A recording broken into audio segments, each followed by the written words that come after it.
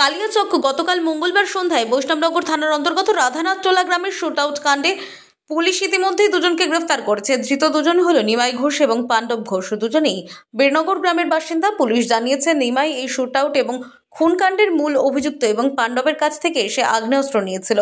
গতকাল রাতে পুলিশ পাণ্ডব এবং নিমাইকে আটক করে। রাতভর জিজ্ঞাসাবাদের পর সকালে তাদের গ্রেফতার করা হয়। পুলিশ ইতিমধ্যেই নিমাইয়ের কাছে থাকা এবং শুট আউট কাণ্ডে ব্যবহৃত ওয়ান শাটার সহ 1 রাউন্ড কার্তুজ উদ্ধার করে। আজ দুপুরে ধৃতদের মালদহ জেলা আদালতে 14 দিনের পুলিশি হেফাজতে চেয়ে পেশ করা হয়েছে। আদালতে নিয়ে যাওয়ার সময় এই শুট আউট এবং খুনের বিষয়ে অভিযুক্ত নিমাইকে জিজ্ঞাসা করা হলে সে জানায় মদের নেশার ঘোরেই সে গুলি চালিয়ে দিয়েছে। কেন খুন করেছো? খুন কেন করলে?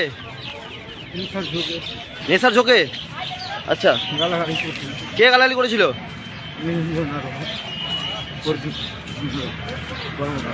কাকে গুলি করেছিল প্রথমে?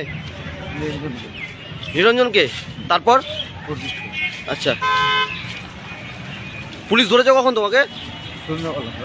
আচ্ছা, কোথা থেকে ধরলো? পালিয়ে গেছিলে? বাড়িতে ঘুমিয়ে গেছিলে আবার? কি নাম তোমার?